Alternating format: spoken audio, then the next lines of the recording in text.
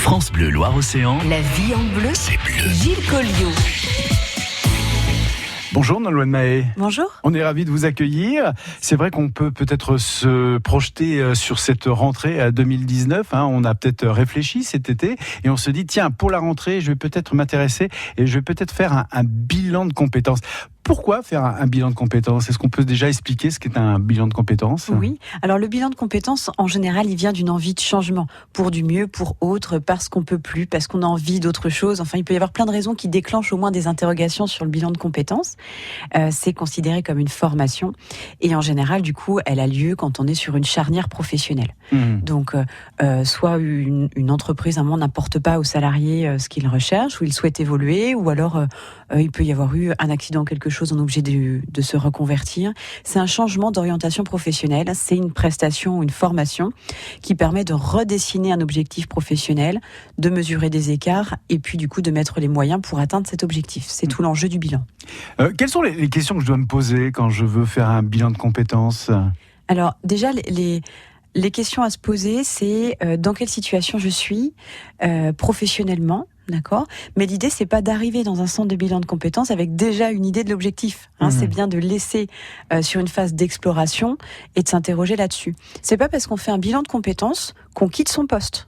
D'accord, c'est juste un moment, c'est déjà pas mal, mais c'est quand même un moment de réflexion. On va venir dessiner un objectif professionnel sans pression pour l'atteindre. C'est pas une fois que le bilan de compétences est terminé, on doit quitter son poste ou on doit atteindre le projet, pas forcément.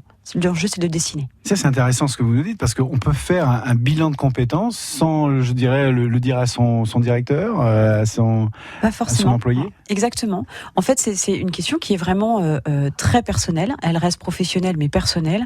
Et un bilan de compétences peut être fait par un salarié, peut être fait par un demandeur d'emploi, peut être fait par un artisan, un dirigeant.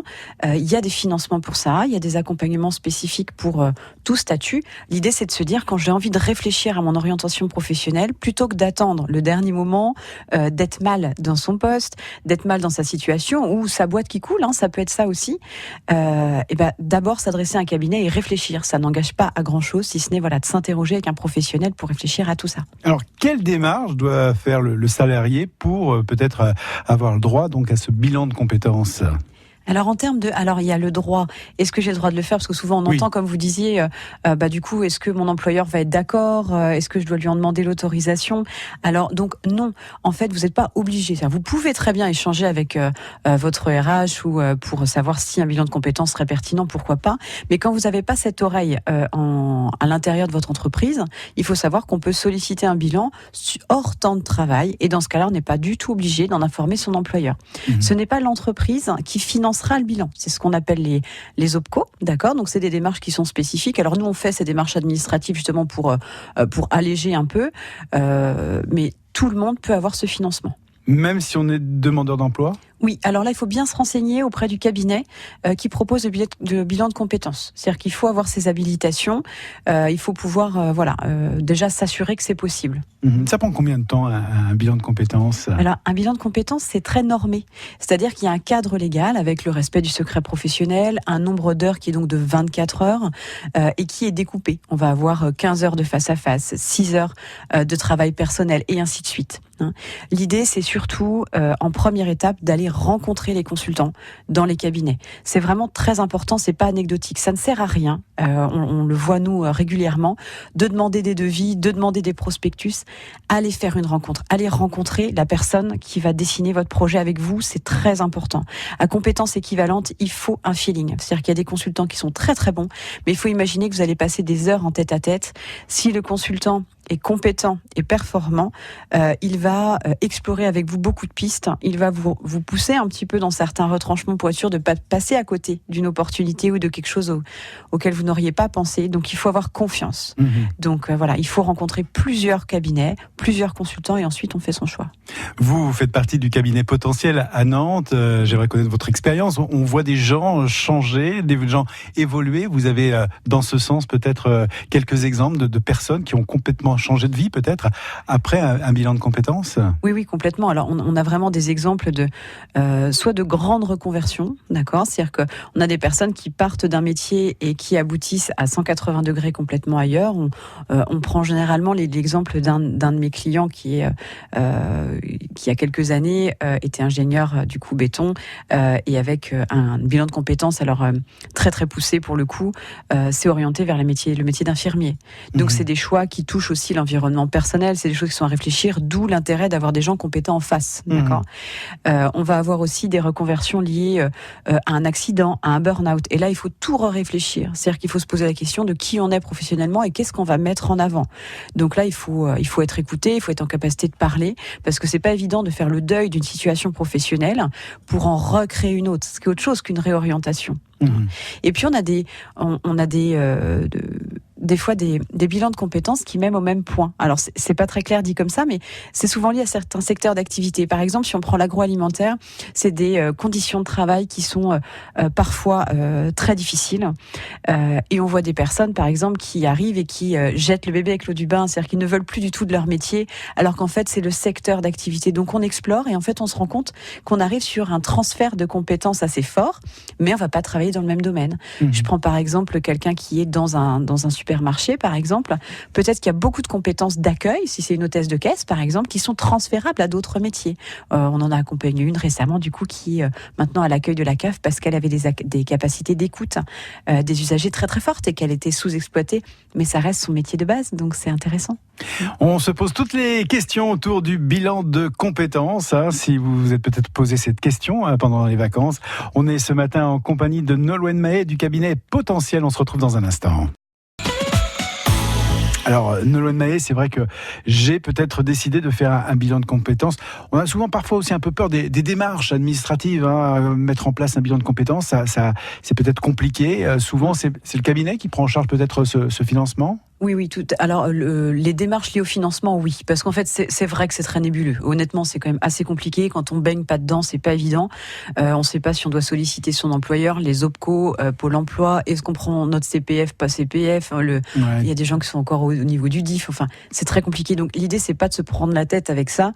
C'est de confier cette mission au cabinet qui vous accompagne. Globalement, généralement, on fait les démarches. C'est-à-dire que vous choisissez le cabinet. On s'occupe du reste. Le principal n'est pas de savoir comment vous allez le financer, c'est surtout de commencer votre bilan, en fait, tout simplement.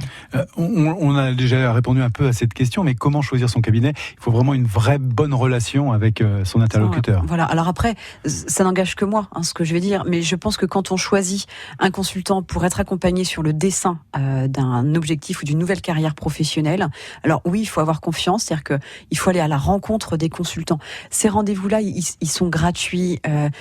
Les cabinets qui aiment leur métier vont ouvrir leurs portes très très facilement pour cette première rencontre, ce premier entretien.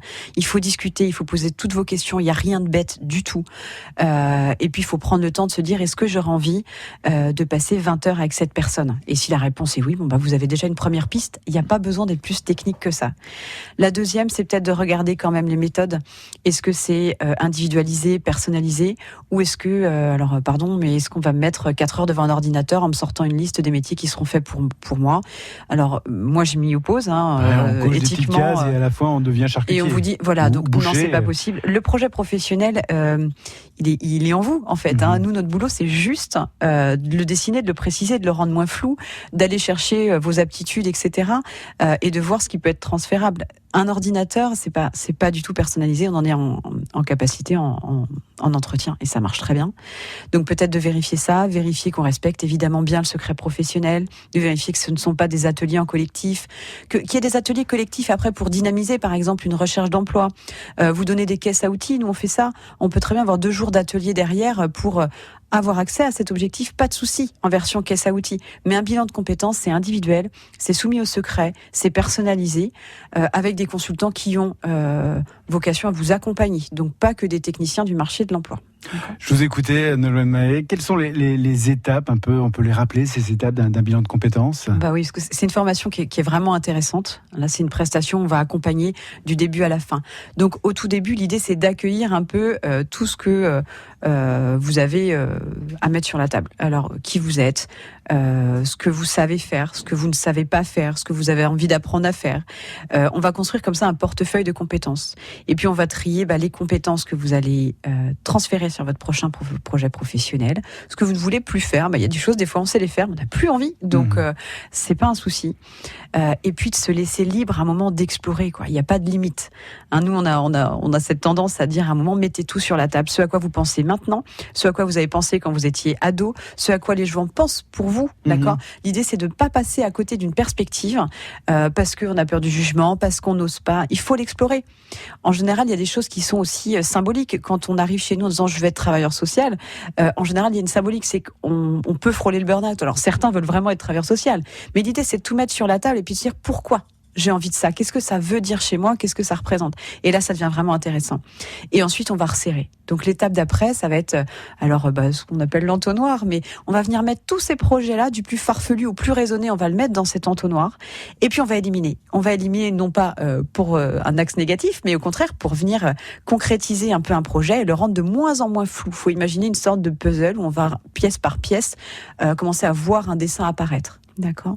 Et quand ce ou ces dessins, parce qu'on peut avoir plusieurs projets en bilan de compétences, apparaît, on montrera le plan d'action. C'est-à-dire que, et c'est ça où il y a des fois des bilans de compétences, on entend des gens dire, j'ai un collègue qui l'a fait, c'était pas intéressant, c'est pas, parce que certains ne vont pas jusqu'au bout. Donc il faut vous assurer de ça. Un bilan de compétences, ça va jusqu'au montage de plans d'action où on va mesurer les écarts. Je suis à ce stade-là, je vais atteindre mon projet et pour ça, il faut que je fasse des formations. Il faut aller jusqu'au bout. Il faut quelle formation, dans quel organisme, comment je le finance. C'est-à-dire que si on lâche quelqu'un après un bilan de compétences en disant juste, vous voyez le point là-bas, c'est le vôtre et bon courage, ça suffit pas, d'accord ? Il faut dire clairement par palier. À ce point. Exactement. Il faut rendre les choses faciles et c'est comme pour tout, on est vite absorbé par notre vie au quotidien.